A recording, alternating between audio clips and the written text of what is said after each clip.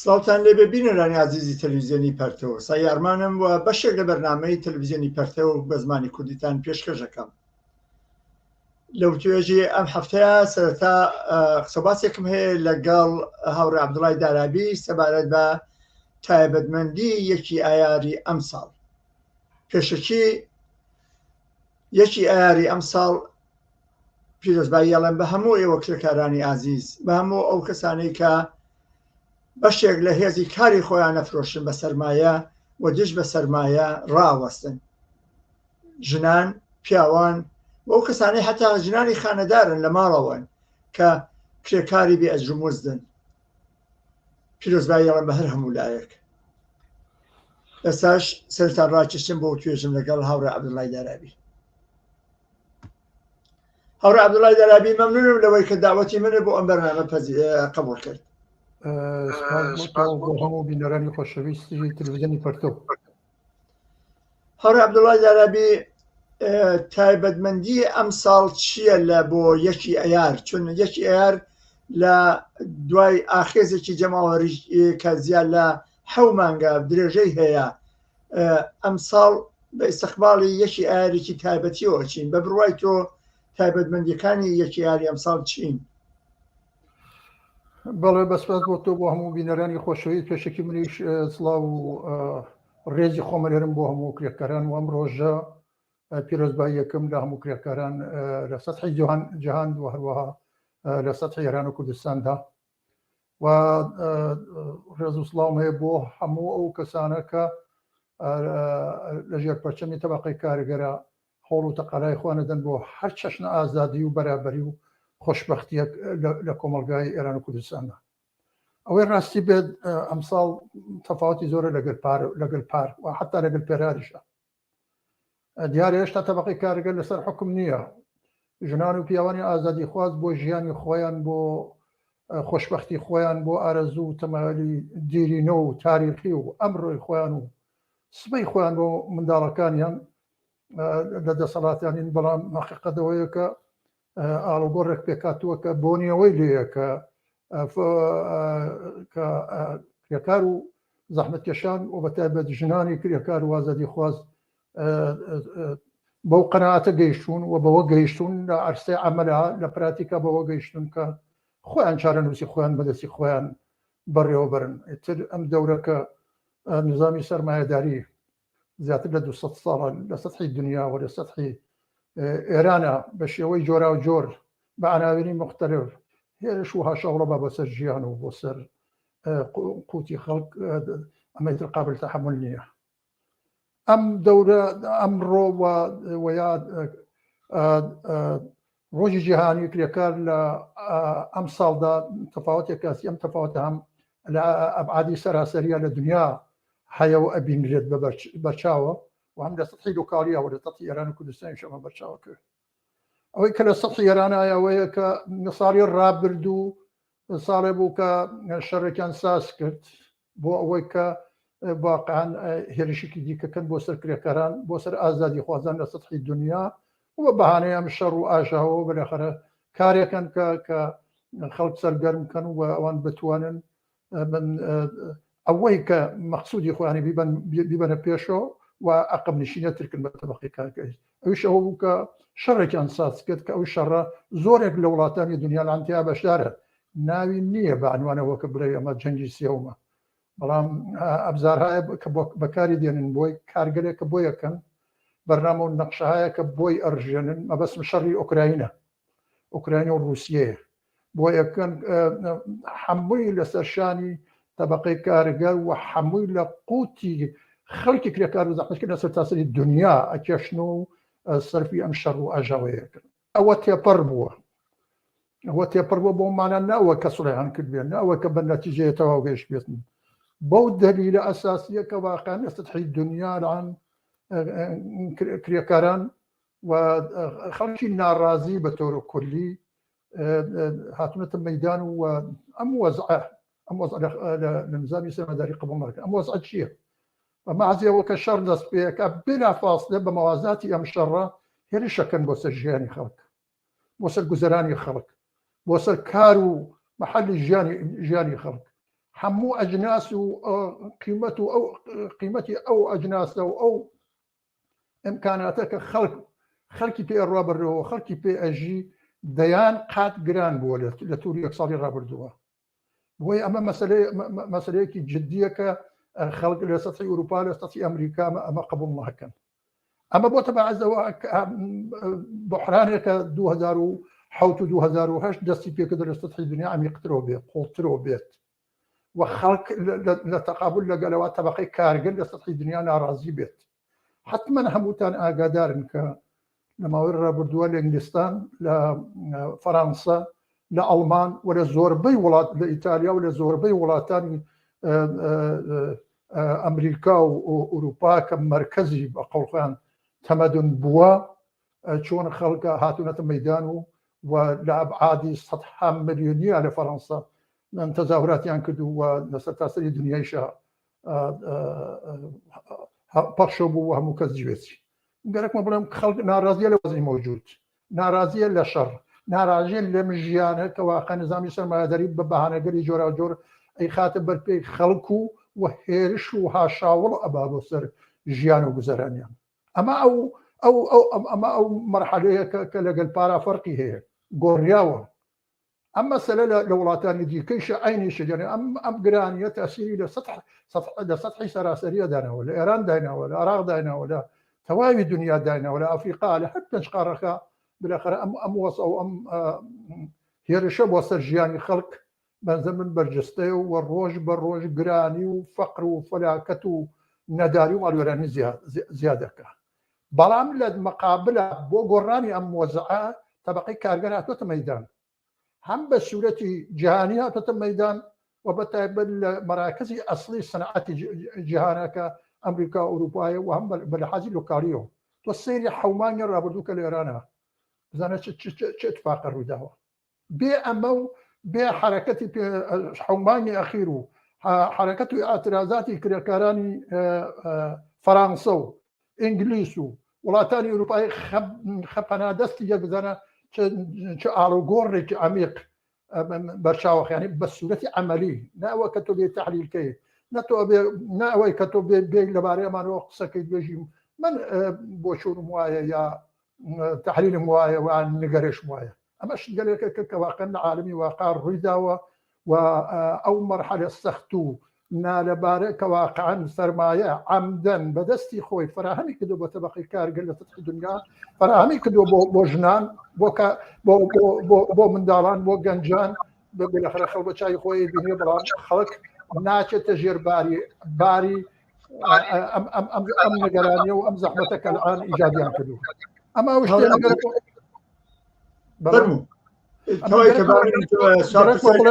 ئەم دەورەیەکی سەختە، واقعا دەورێکی سەخت بۆ تەبەقەی کارگەر بۆ ژیان و گوزەرانیان، بەڵام قبولیان نەکردووە. مەسەلەکەوەی قبولیان نەکردووە و قبولی ناکەن و ئەمە بەمانەی واقعی کەلیمە کاتەوە کە دوو تەبەقە لە بەرابەر یەکە دوو تەبەقەی ئەسڵین بۆ ژیان، بۆ گوزەران، بۆ ئاڵوگۆڕی بنیادی تەبەقەی کارگەر و سەرمایەدارن و باقیەکەی لە چوارچێوەی ئەمە کۆوە بێتەوە. ئەمە ئەو مەسەلەیە کە من پێم وایە ڕوویداوە و بەلاخره چەتە پێش. ببوورە من مەجبورم قسەکەت پێ ببڕم لەبەرێکە چەند پرسیارم هەیە و کاتەکەشمان کەمە بۆی فریاکەوە. هەڕابداتۆ بە مەسالێکی گرنگی ئەمڕۆیی ئیشارەت کرد دەستاسی جیهانیە نەک تەنها لە ئێران. هەر ئەمڕۆ کێسا ئێمە خەریکی قسەین لە کەنەدا، لە ئەڵمان، لە زۆربەی شوێنەکانی دنیا خەریکی مانگرتنن یا ئۆلتیماتومەیان داوە بۆ مانگرتن. لە فەرەنسا سەدان هەزار کرێکار هاتنە مەیدانەوە. ئەمە واقعیەتێکە و ڕژیمیان دەوڵەتەکانیان هێناوەتە زاکە و فشاریان بۆ هێناون کۆڵ نادەن. لە کوردستانە ئێمە بە تۆری ویژە خەریکی قساکەین لە شەرایطێکی تایبەتیە کە ئەو ئاخێزە جەماوەریە لە ئاسی بەرینا وجودی هەیە. کوردستان تایبەتمەندیەکی خۆی هەیە لە بەرگوزاری ئەوەڵی مانگیمە. پێت وایە چی ئەتوانرێ بکرێ لە سەردەمەیە لە کوردستانە بە تایبەتی بەپێی ئەو تەجروبانەی کە لە 40 دوسێ ساڵی ڕابردووە چینی کرێکاری لە کوردستان بوویەتی بانگەوازی وەڵی ماگیمەی سەراسەری داوە ئێستا ئەتوانن چی بکەن بە بڕوای تۆ یا چ تەوەقعێک هەیە لە کرێکارانی پێشەو لە کوردستان؟ بەڵێ شتە سەراسەری بە بۆیە باسکت کە شوێنی لۆکاڵیەکان وەکو ئێران وەکو کوردستان تحتی تاثیرە مۆزاحواڵن یانە شتێکن بە یەکۆ گرێ دراون چون طبقەی کارگە طبقەیەکی جیهانیە مبارزات و اعتراضی لەسەر من بەسەکەم لەسەرەوەیە لە کوردستانە بە تایبەتی چی ئەتوانێن بکەن؟ کوردستانیش بۆ خۆی تاریخێکی هەیە لەم زەمینە تاریخێکی کە ئەلعان خەڵکی ئێران و خەڵکی جیهان ئاطرافی پێکەن ئەو تاریخە و تاریخەیە کە کۆمۆنیستەکان نەقشیان نوان لە کوردستان ئێرانە لە 43 ساڵ و 44 ساڵ لەوە پێشە و توانیان کرێکاران و خەڵکی ئازادی خوازی کوردستان بەرامبەر بە ڕژیمێکی هانی سەرمایە کە نظامی سەرمایه‌داری تحمیلی کردو بە جامعە و بە کۆمەلگای ئێران بەربەرەکانی جدیکەن و قبولی نەکەن بە معنای واقعیکە نە قانونی نە یاسایی نەخۆی ئەمە ئەم شتە هاتۆتە پێشەوە تا ئەمڕۆ لە 7 مانگی ڕابردووە لە ئیدامەی ئەم خەبات و اعتراضی 43 ساڵان لە کوردستانی ئێران و لە سەرتاسەری ئێرانە خەڵکی کوردستان کرێکاران و ژنانی کوردستان بەنظام پێشقەدەم بوون یعنی تحرکێکە ئەوان دینامیسمێکە ئەوان هێنانە گەڕ و هێنانە حرەکەت بە بڕای من کەمیۆنە بوو و بوو بە ئۆلگوو نەتەنیا بۆ خەڵکی ئێران بەڵکو بۆ خەڵکی سەرتاسەری جیهان الان زۆر لە هیچ کوی دنیا نییە کە لە خەبات و اعتراضی خەڵکی کوردستان و لە بوێری ژنان بەلاخەرە باس نەکرێت. درستە منەمێ بە تۆری ویژە تایبەتی تر جیاواز لەم خەباتە دژی جمهوری ئیسلامی و هاتەمەیدان و سەر شەقامەکان بۆ یەکی ئایار بۆ ڕۆژی جیهانی کرێکار چ شتێک ئەتوانرێ بکرێ چاوەڕوانی چییە بێ بکەین؟ بە بڕوای من چ لە کوردستان چ لە سەتحی دنیا بە تایبەت لە ئێران و بە تایبەت لە کوردستان بە نظر من زمینەی ئەوە مساعدە ئەم جارە خەڵکی کوردستان و خەڵکی ئێران وەکو صاحب ماڵ وەکو صاحب کوردستان وەکو صاحب ئێران بێنن مەیدان خۆیان بە خاوەنی کۆمەلگای ئێران بزانن و بەو چەشنە و بەو ئینتزارە و ئەلعان خەڵکی دنیا و ئینتزاریان هەیە لێ کە بێن بێن بابگیانە ڕژیمەمان ناوێت نەتەنیا ڕژیمەمان ناوێت اقتدار و دەسەڵات دەخین دەست خۆمان بۆەوەکە خۆمان قانون و یاسای ژیانی خۆمان دانین ئێمە خۆمان ئیتر بەسە سەرمایه‌داری بەسە ئیستثمار بەسە چەوسانەوە بەسە فەقر و فەلاکەت بەسە ستەم بەسەر ژنەوە بەسە ستەمی ملی بەسە هەموو ئەو ستەمانە دەرنەتیجە بە نەزەر من ئەمە ئەوەڵین هەنگاوە کە تەسیری ئەبێت لەسەر کرێکاری فەڕەنسەوی ئەڵمانی و لە سەتحی دنیا بۆچی ئەم قسەیەکەم لەبەرەوە ئینتزار هەیە لە خەڵکی کوردستان ئەو ئاوا هەڵی کردووە ئەو ئاوا تەبەقاتیە کە واقعیان دژی هەر چەشنە زوڵم و ستەمێکە لە بچووک تا گەورە نە ئیستثمار قبوڵەکە نە چەوسانەوەی قبوڵە نە نابەرابەری ژن و پیا و قبوڵەکە نە هێرش بۆ سەر منداڵ قبوڵەکە و قبوڵی نەکردووە وە 44 ساڵە ورد و دروشت خەباتی کردووە و گەیانوێتە ئەمڕۆ و ئیمڕۆ چەشم و چراغی خەڵکی ئێران و دنیاە دەرنەتیجەوەیە کە بڵێت من بەسە ئیتر من ئەمەوێ خۆم دەسەڵات بەدەست خۆمە بێ بۆ دیاریکردنی چارەنووسی خۆم یانە چی یانە ڕوخانی ئەم ڕژیمە و ئیدارەکردنی ئوموری کوردستان لە تەریقی شوراکانەوە و لە تەریقی دەسەڵاتداری ئەمە یەکێک لەو شتانەیە دووهەم بە بڕوای من ئەمسا ئەبێ مەراسمەکان لە کوردستان هەر وەکو جاران مستەقل بگیرێ داوا لە هیچ کەسێک و لە هیچ ئۆرگانێکی دەوڵەتی نەکرێ بۆەوە کە بڵێ من ڕۆژی کاریگەرە و ئیجازە هەست بیگرین یان لێگرین ئەمە مەسەلێکە چون ڕۆژی کاریگەر ئەبێ ئەم ساڵ خەڵکی ئێران و خەڵکی کوردستان ئەبێ بەتابەت خەڵکی کوردستان ئەبێت تعتیلاتی ئەوەڵی مانگیمە تەسبیت کەن نەک بە ڕسمەتی ناسن تەسبیتی کەن بۆ هەمیشە کەم ڕۆژە ڕۆژی خۆیانە حەقیان هەیە بەجەوەزی جیهانیان هەیە و نابێت بە هیچ کەس پرسکەن و ئیجازە لە هیچ کەس خوازن سێومیشت بە نەزەر من ئەبێت تەحریمی قاتعانە تەحریمی هەموو مەراسمگەرێکی دەوڵەتی بکرێت هیچ مەراسمێکی دەوڵەتی بە هەر فرتوفێڵێکە گەرەکیانە بیکەن بە هەر عناوینێکە گەرەکیانە بیکردن ئەبێ بە معنای واقعی کەلیمە تەحریم بکرێت منع بکرێت ئەشێ وا بکرێت کە جمهوری ئیسلامی دەسەڵاتی ئەوەی نەبێت یعنی ئیجازە ئەوەی نەبێت کە ڕووکاتە خەڵکو بێژە من مەراسمی ڕۆژی مانگیمەیم هەیە و بالاخره جەماعەتێکی دژە کرێکار و دژی ئازادی و دژی بەرابەری کۆکاتۆ معناوی مختلف بانگەشەکە و خەڵکی بۆ بانکە وەکو هەمیشە وەکو ساڵانی ڕابردوو بەنظەم ئەبێ لە ئازادی بێ قەید و شەردی بەیان، لە ئازادی بێ قەید و شەرتی تەشەکۆڵ، لە ئازادی بێ قەید و شەرتی تەحەزوب، اعتصابکردن، تەظاهراتکردن، قسەکردن ئەبێ دفاع بکرێت. بەنظر من ئەبێ پەیوەندی خۆیان لەگەڵ ئاعتراضاتی جیهانیە کە ئەمڕۆ لە سەطحی جیهانە و بەتایبەت لە سەطحی ئوروپا، لە فەڕەنسا، لە هەروەکە باسم کرد ئەڵمان، لە ئینگلیز، لە کۆ لە وڵاتانە بەنظر من ئەبێ حمایەتی قاتع بکرێت لەم هاوپشتیە و لەو هاودەنگیە کە دەنگی ئێمە دەنگی ئێوەیە و دەنگی ئێوە دەنگی ئێمەیە و بلاخره حمایەتی لێکن. ئەمە ئەو شتەیەک کە بەنظر من مەسەلەیەکی فوق العادە جدین کە ئەبێ لە ئەمڕۆ ئەبێ بە معنای واقعی کەلیمە لە فەقر و فەلاقەتێک کە وێنەی نییە لە دنیا، بۆی ئەڵێم وێنەی نییە بە معنای کەلیمە بە سەعات و بە ڕۆژ قورسایی لەسەر خەڵک زۆر و زۆرتر ئەبێت. بەم بۆنەوە ئەبێ لە بەرابەر ئەما بە ڕژیم ستۆپ بکەن، ئەبێ نێڵن ئیجازەی پێ نەدەن بلاخره بە مەیلی خۆیان ڕۆژانە و سەعات و دقیقە نەڕگرانکەن و فەقر و فەلاکە زۆرترکەن لەمە و بێخانە ولانەوی و دەربەدەری و ئاوارگی و ماڵوێرانی زۆرترکەن. ئەبێ لە بەرابەر ئەمانە گشت ئەم شتانە و زۆر شتی تر کە من ئەیسە لێرە بەم چەند دقیقە ناتوانم باسی کەم شتگەرێکە کە ئەبێ ستۆپیکەن. بەڵام مهمترین خاڵی ئەوەی کە باسم کرد بەنظر من وەکو صاحبی ئەسڵی جامعە زاهر بن، ڕاهبەرانی کرێکاری لە هەموو ستۆحێکە و ڕاهبەرانی بەرابەری و ئازادی خوازی ژنان بەخێ لە ژێر ئەم چەترا بەخەرە بەرەزم کۆبن و بیبەنە پێشە. بۆچی خەریکمە قسەیەکەم دەورە ئەگەر گۆڕیاوە دیتە دەورەی ئەوە نەماوە کە برژوازی بێت بڵێت من لە سوسیالیزمی کە پێڵێن ئستقلال تەڵەبانەت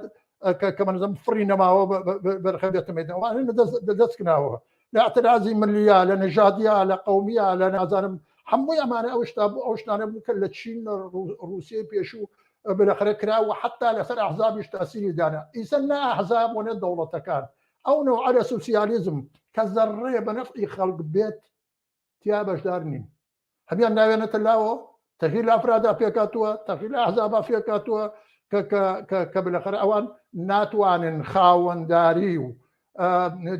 مدافعی هیچ چەشنە کارگەلێ بن کە سەرە دەرزیە نەفعی هەیە بۆ خەڵک. ئەمە ئەو مەسەلانن کە هەمووی هەڵگەڕاوەتەوە بۆەوە کە اقتدار و اقتداری طبقەی کارگەر و سوسیالیزمێ کە طبقەی کارگەر باسی لێکا و داوای عەداڵەتی اجتماعیەکە و بەرابەری ژن و پیا و غێرە و زەرگەکە. ئەمە ئەو شتانەیە کە ئەمڕۆ بەنظر من بەدەستی طبقەی کارگەرە، بەدەستی خەڵکی ئازادی خوازە، بەدەستی ئەو خەڵکەیە کە چینوی ئازادی بەرابەری ڕفاه و خۆشبەختین. بۆیە من گەرەکمە بڵێم کە هەمووی ئەمانە تەغییری کردو بە نەفعی طبقەی کارگەرێک کە ساق سەرڕاستن لە ساڵانی پێشوو بێتە مەیدان مدعی بێت و نەتەنیا ڕژیمە مەحکومکە، بەڵام ڕژیمە وەکو جمهوری ئیسلامی ناتوانێت اقتداری ئێران بەڕێوەبا کە هیچ لەباری سیاسی اقتصادی اجتماعی و ئەمنیەتی و ئەم ڕژیمە دژی خەڵکە دژی گوزەرانی خەڵکە و ئێمە ئامادەین بۆ ئەوە کە بیر و خێرین و بچینە قودەت و دەسەڵات بگرین بۆ تەغییری بنیادی لە ژیانی خۆمانە. زۆر سپاس هاوڕا عەبدوڵڵای دارابی بۆ بەشداری لەم بەرنامەیە. سپاس بۆتەوە بۆ هەموو بینەرانی خۆشەویستی تەلەڤیزیۆنی پەتە. بینەرانی عەزیز سەرشان ڕاکێشم بۆ درێژەی بەرنامەکانی ئەمڕۆ لەگەڵمان بن.